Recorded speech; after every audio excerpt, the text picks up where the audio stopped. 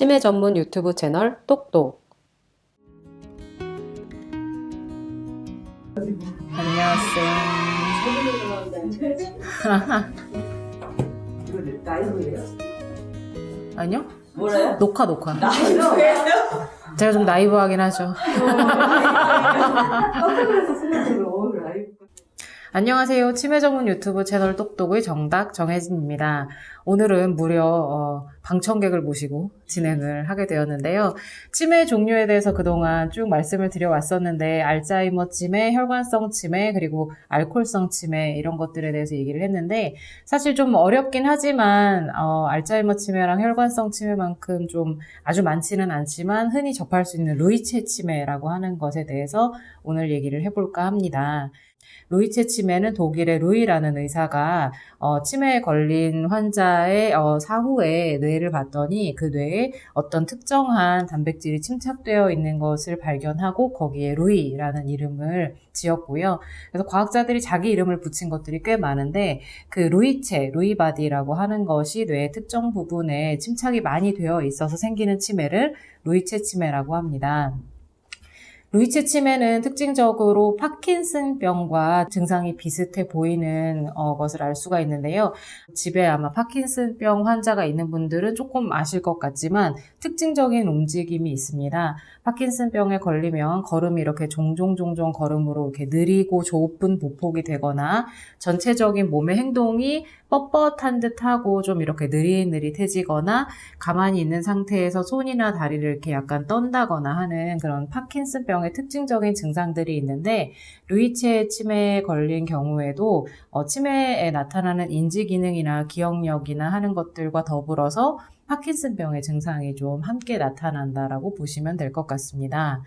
파킨슨병과 루이체 치매가 공통적으로 루이체라고 하는 것이 뇌의 특정 부분에 침착이 되는 건데요.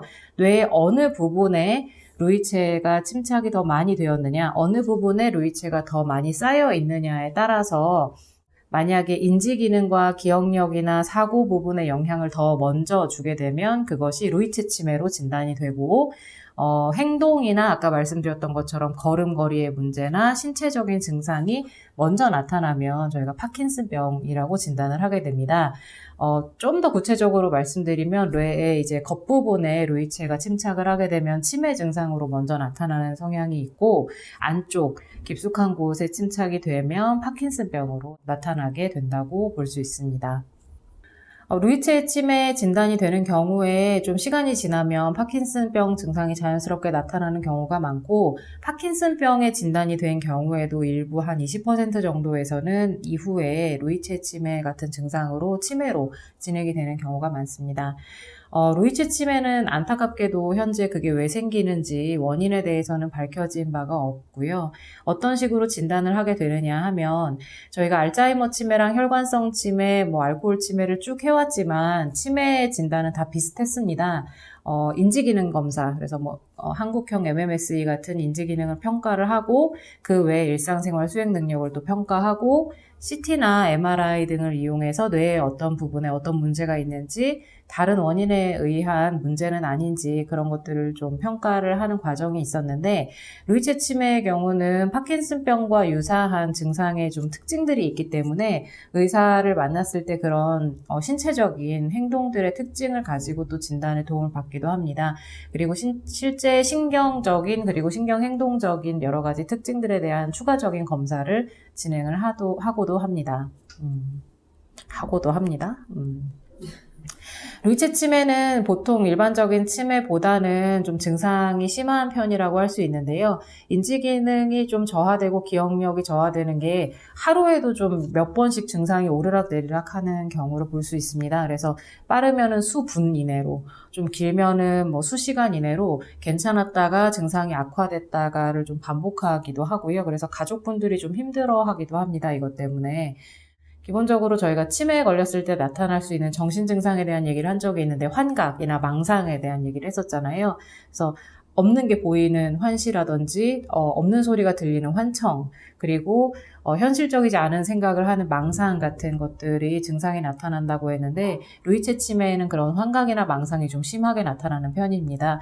신체적인 기능이 좀 떨어지는 문제 때문에 요실금이나 배뇨, 배변 장애라든지 소화 문제라든지 하는 신체적인 증상들도 많아지고 잠을 자는 과정 중에 좀 잠을 뒤척이거나 꿈을 꾸거나 이상한 행동을 하는 것 때문에 배우자분들이나 가족들이 좀 힘들어하는 경우도 많다고 합니다. 루이체 치매 치료는 인지 기능을 개선하기 위해서 알츠하이머 치매 치료제를 쓰기도 하고요. 그 외에 신체 기능이 많이 저하되는 문제 때문에 파킨슨병 치료제도 같이 쓰게 됩니다. 그래서 치매와 파킨슨 증상을 함께 치료하는 것이 관건이라서 루이체 치매는 주로 정신과 진료도 좋지만 신경과 진료를 같이 보는 경우가 많고요. 시간이 지나면서 점점 이런 신체 기능이 떨어지는 경우가 많다 보니까 그거를 좀 감안하고 돌보는 분들이 신경을 쓰셔야 할 것 같습니다. 지금까지 루이체 치매에 대해서 좀 말씀을 드렸는데 루이체 치매는 아무래도 파킨슨병과 비슷한 증상이 나타나는데 그것이 연세가 들어서 그냥 자연스럽게 느려지는 행동이거나 좀 실수를 하시는 거라고 생각하는 경우가 많아요. 그래서 어떤 치매나 파킨슨병이 왔다라고 생각하시기보다 노화의 과정이구나 이렇게 받아들이시는 경우가 있는데 예전에 비해서 현저하게 기억력이 좀 떨어지시거나 아니면 좀 이상한 소리를 가족분들이 들었을 때 오해할 만한 소리를 하시거나 혹은 신체 기능이 좀 현저하게 떨어져 자꾸 넘어지시거나 실수를 하시는 것들을 발견한다면 가까운 신경과로 가보시는 것이 가장 진단이 빠를 것 같습니다. 저희 오늘 방청객을 모셨는데 방청객과 함께하는 만큼 질문을 받도록 하겠습니다. 네. 저희 시어머니 같은 경우에 가끔은 이제 집에 오시면 집에 사람이 오지도 않았는데 본인이 물건이 없어졌다고 하고 본인이 잘못 놔두고 나서도 누가 와서 그걸 가져가 버렸다고 어떤 한 사람을 지목을 하면서 자꾸 그런 얘기도 하시거든요. 혹시나 루이체 치매가 아닐까? 네.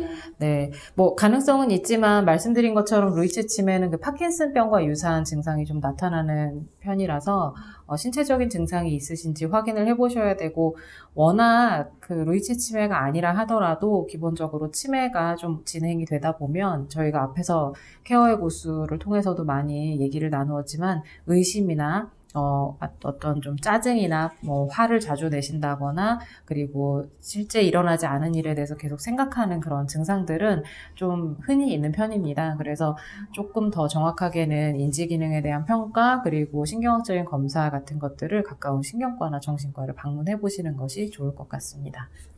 네, 망상이 점점 심해지는 듯한 느낌이 다 드는데 뭐가 심해진다고요? 망상이 망상. 심해지는 것 같으면서 약간 공격적으로 변하는 그 증상이 있다면 약물로서 꾸준히 근원 가능한 건가요?